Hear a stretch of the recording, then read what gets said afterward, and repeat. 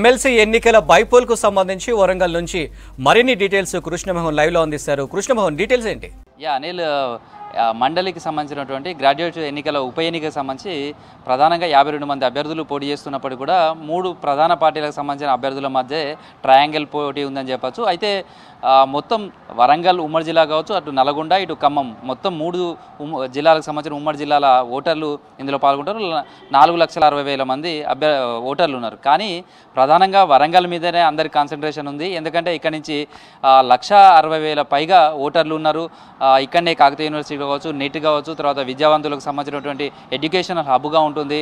ఇక్కడి నుంచే ఓటింగ్ శాతం గతంలో జరిగినటువంటి ఎన్నికలన్నీ కూడా చూస్తే వరంగల్ నుంచే ఓటింగ్ శాతం ఎక్కువగా ఉంటుంది. కాబట్టి ఇక్కడ కాన్సన్ట్రేషన్ చేయడం ద్వారా ఇక్కడ ఎక్కువ ఓట్లను లబ్ధి పొందితేనే వాళ్ళకు విజయ అవకాశాలు ఎక్కువగా ఉంటాయనేది భావిస్తారు. అందుకే వరంగల్ మీదనే ప్రధానంగా అన్ని పార్టీలు, ఇటు బీజేపీ కావచ్చు, అటు బీఆర్ఎస్ కావచ్చు, అదేవిధంగా కాంగ్రెస్, ఈ 3 ప్రధాన పార్టీలు కూడా వరంగల్ మీదనే కాన్సన్ట్రేషన్ చేశాయని చెప్పచ్చు.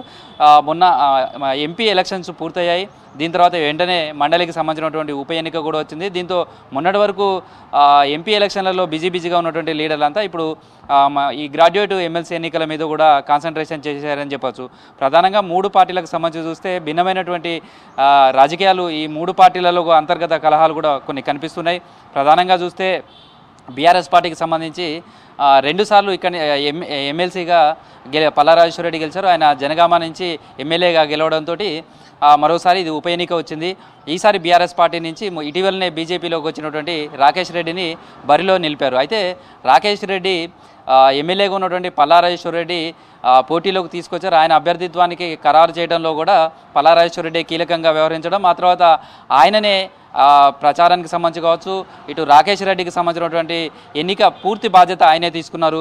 మొత్తం 34 నియోజకవర్గాలు ఈ 3 జిల్లాల పరిధిలో ఉంటాయి. అందులో బీఆర్ఎస్ పార్టీకి సంబంధించి కేవలం 2 మాత్రమే ఎమ్మెల్యేలు ఉన్నారు. ఒకరు చూస్తే ఇటు వరంగల్ ఉమ్మడి జిల్లాకు సంబంధించి జనగామలో, ఇంకొకరేమో జగదీశ్వర్ రెడ్డి నల్గొండ జిల్లాలో ఉన్నారు. అయితే ఈ బీఆర్ఎస్ పార్టీకి సంబంధించి కూడా రాకేష్ రెడ్డి అభ్యర్థిత్వం ప్రకటించిన తర్వాత అంతర్గత కలహాలు కొంత ఎక్కువయ్యాయని చెప్పచ్చు. చాలామంది ఆయన అభ్యర్థిత్వం పట్ల అసంతృప్తి వ్యక్తం చేస్తూ వచ్చారు. చాలామంది కూడా వరంగల్ జిల్లాలో చూస్తే మాజీ ఎమ్మెల్యేలు కావచ్చు, మాజీ మంత్రులు కావచ్చు, ఎమ్మెల్సీలుగా ఉన్నటువంటి వాళ్ళంతా కూడా దూరంగానే ఉన్నారు. రాకేష్ రెడ్డి కొంతమంది లీడర్స్ మాత్రమే ఆయన వెంట ప్రచారానికి వెళ్తున్నారు. లాస్ట్ టైం ఎన్నికలప్పుడు కూడా చూసినప్పుడు పల్లారాజేశ్వర రెడ్డికి సంబంధించి కూడా నల్గొండలో చూస్తే ఇప్పుడు ఉన్నటువంటి జగదీష్ రెడ్డి వర్గం కూడా అక్కడ ఆయనకు సహకరించలేదు. సేమ్ టైంలో అదే సిచ్యువేషన్ ఇప్పుడు వరంగల్ జిల్లాలో కూడా కనిపిస్తుంది. రాకేష్ రెడ్డికి సంబంధించి ఇక్కడ మాజీ మంత్రి ఎర్రబెల్లి దయాకర్ రావు కావచ్చు, అదేవిధంగా ఎమ్మెల్సీ పోచంపల్లి శ్రీనివాసరెడ్డి కావచ్చు. పోచంపల్లి శ్రీనివాసరెడ్డి కేటీఆర్కి అత్యంత సన్నిహితుడుగా ఉన్నారు. అదేవిధంగా వరంగల్ జిల్లాకు సంబంధించి హన్మకొండ జిల్లా అధ్యక్షుడిగా ప్రభుత్వ మాజీ చీఫ్గా ఉన్నటువంటి వినయ్ భాస్కర్ ఉన్నాడు. తర్వాత టికెట్ ఆశించినటువంటి వాసుదేవ్ రెడ్డి కావచ్చు, మిగతా వాళ్ళంతా కూడా ఈ ప్రచారాలకు సంబంధించి కావచ్చు, లేదా రాకేష్ రెడ్డికి అభ్యర్థిత్వం ప్రకటించిన దగ్గర నుంచి కూడా వాళ్ళంతా కూడా అలకబూనారు. కేటీఆర్ను కలిసి కూడా ఓ దశలో ఆయన అభ్యర్థిత్వాన్ని మార్చాలని కూడా కోరారు. దీంతో ఆయనకు సంబంధించిన ప్రచారంలో అయితే వీళ్ళెవరూ పాల్గొనటం లేదని చెప్పుకోవచ్చు. కేవలం పల్లారాజేశ్వర రెడ్డి ఒక్కడు ఈ మొత్తం ప్రచారానికి సంబంధించి కావచ్చు, లేదా ఈ పార్టీకి సంబంధించినటువంటి వ్యవస్థ అంతా కూడా ఆయనే చూస్తున్నట్టుగా కనిపిస్తుంది. ఇప్పటికే చాలామంది లీడర్లంతా కూడా టూర్లలో వెళ్ళిపోయారు.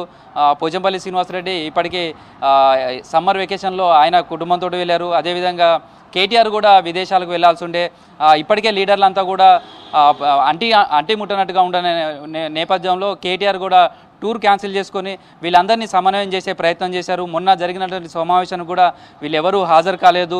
ఇప్పటికీ ఎమ్మెల్సీలకు సంబంధించి కావచ్చు, పోచంపల్లి కావచ్చు, ఇటు బసవరాజారే కావచ్చు, మిగతా వాళ్ళు ఎవరు కూడా ఈ ఎన్నిక విషయంలో మాత్రం పెద్దగా స్పందించినట్టుగా కనిపించట్లేదు. బీఆర్ఎస్ పార్టీ జిల్లా అధ్యక్షుడుగా ఉన్నటువంటి వినయ్ భాస్కర్ సైతం ఆయన చెన్నైలో కుటుంబ సభ్యులతో వెళ్ళారు.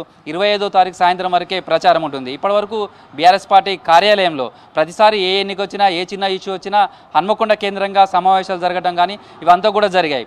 ఎంపీ ఎలక్షన్స్ కానీ అవన్నీ కూడా చూసాం. కానీ ఎమ్మెల్సీ ఎన్నికలకు సంబంధించి ఇప్పటివరకు ఆ పార్టీలో అలాంటి సమావేశాలు అయితే ఎక్కడా జరగలేదు. చాలా వరకు దూరంగానే ఉన్నారని చెప్పొచ్చు. చాలామంది లీడర్లు అయితే స్థానికంగా ఉండకుండా ఎంపీ ఎలక్షన్స్ తర్వాత బిజీగా ఉన్నటువంటి మేమంతా కూడా కొంత రిలాక్సేషన్ కోసం బయటికి వెళ్ళాం, కుటుంబ సభ్యులతో వెళ్ళి ముందుగానే ప్లాన్ చేసుకొని వెళ్ళామంటూ కూడా చెప్తున్నట్టుగా తెలుస్తుంది. మొత్తానికైతే కేటీఆర్ తన టూర్, విదేశీల టూర్, ఫారెన్ పోవాల్సిన టూర్ కూడా క్యాన్సిల్ చేసుకుని సమన్వయం చేసే ప్రయత్నం, ప్రచారాలకు మిగతా వాళ్ళను కలుపుకోబోయే ప్రయత్నం చేస్తున్నట్టుగా తెలుస్తుంది.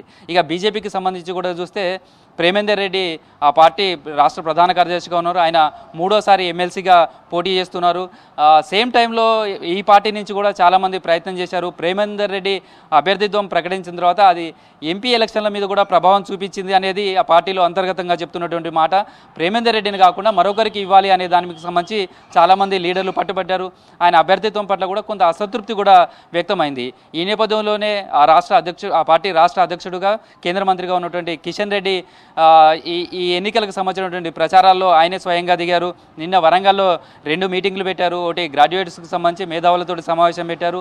ఇంకోటేమో పార్టీకి సంబంధించినటువంటి మండల స్థాయి అధ్యక్షులు కావచ్చు, అదేవిధంగా డివిజన్ అంటే గ్రేటర్ వరంగల్ కావచ్చు, ఇటు జనగామ, ఇతర మహబూబాద్ ఇట్లాంటి మున్సిపాలిటీలో ఉన్నటువంటి డివిజన్ కార్పొరేటర్లు, తర్వాత ఆ పార్టీకి సంబంధించినటువంటి డివిజన్ అధ్యక్షులు వాళ్ళందరితో కూడా సమావేశాలు పెట్టారు. ఆ మీటింగ్లో కూడా ఒక కీలకమైనటువంటి అంశం చెప్పారు. ప్రేమేందర్ రెడ్డిని వ్యక్తిగత అభ్యర్థిగా చూడొద్దు, పార్టీ అభ్యర్థిగా చూడాలి, అందరూ పార్టీ కోసం సమిష్టిగా పనిచేయాలంటూ కూడా ఆయన నిన్న చెప్పాల్సిన పరిస్థితి వచ్చింది. ఈ విధంగా బీజేపీ పార్టీకి సంబంధించి మాత్రం ప్రచారం కొనసాగుతుంది.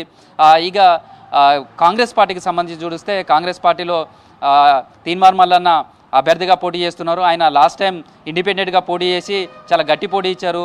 2వ స్థానంలో కూడా నిలిచారు. ఈసారి అధికార పార్టీ నుంచి అభ్యర్థిగా నిలిచారు.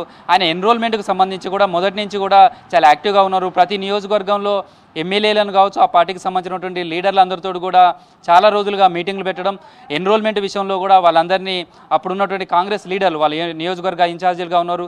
ఈ ఎన్నికల కంటే ముందే అంటే శాసనసభ ఎన్నికలకు ముందు నుంచే ఆయన దీనిపైన దృష్టి పెట్టడం, అప్పుడున్నటువంటి లీడర్లు కావచ్చు, ఆ తర్వాత రాష్ట్రంలో కాంగ్రెస్ పార్టీ అధికారంలో రావడం, ఆ పార్టీకి సంబంధించినటువంటి ఎమ్మెల్యేలే మెజారిటీగా ఉండడం, ఆ ఎమ్మెల్యేలతో కూడా సమావేశాలు పెట్టడం, ఎక్కడికక్కడ వాళ్ళందరినీ మమేకం చేసే ప్రయత్నం చేస్తున్నారు. ఈరోజు కూడా వరంగల్లో ఆయన ఇక్కడ వాకర్స్ తోటి కలవడం, తర్వాత కాకతీయ యూనివర్సిటీకి సంబంధించి కావచ్చు, ఇటు మిగతా కాలేజీలకు సంబంధించినటువంటి సెక్టార్స్లలో వాళ్ళందరితో కూడా కలిసే ప్రయత్నం చేశారు. ఎమ్మెల్యేలందరినీ కూడా మమేకం చేశారు. అదేవిధంగా మొన్నటి ఎంపీ ఎలక్షన్స్కి సంబంధించి ఏ విధంగా అయితే భుజస్కంధాలు ఎత్తుకున్నారో ఎమ్మెల్సీ ఎన్నికల్లో కూడా కాంగ్రెస్ పార్టీకి సంబంధించి తీన్మార్ మల్లన్నను కోసం వాళ్ళంతా కూడా ప్రచారం చేస్తున్నారని చెప్పొచ్చు. మొత్తానికైతే వరంగల్కి సంబంధించి ఇటు వరంగల్ హనుమకొండలోనే అత్యధికమైనటువంటి ఓటర్లు ఉన్నారు. దీంతో వరంగల్ హనుమకొండ మీదనే పూర్తిగా కాన్సన్ట్రేషన్ చెప్పారు. ఇది ప్రస్తుతం అయితే ఎమ్మెల్సీకి సంబంధించినటువంటి ఎన్నికల ప్రచారాల మీద 3 పార్టీలు ఈ విధమైనటువంటి కాన్సన్ట్రేషన్ చేస్తున్నాయి. మొత్తానికి ఎమ్మెల్సీ ఎన్నికలకు సంబంధించి 25 సాయంత్రం వరకు ప్రచారం ఉంటుంది కాబట్టి మరింతగా ఓటర్లను కలుసుకొని తమకు అనుకూలంగా మార్చుకునే ప్రయత్నం అయితే 3 పార్టీలకు సంబంధించినటువంటి అభ్యర్థులు కావచ్చు, వాళ్ళకు మద్దతుగా నిలుస్తున్నటువంటి లీడర్లు చేస్తున్నటువంటి ప్రచారం చెప్పుకోవచ్చు. అనిల్.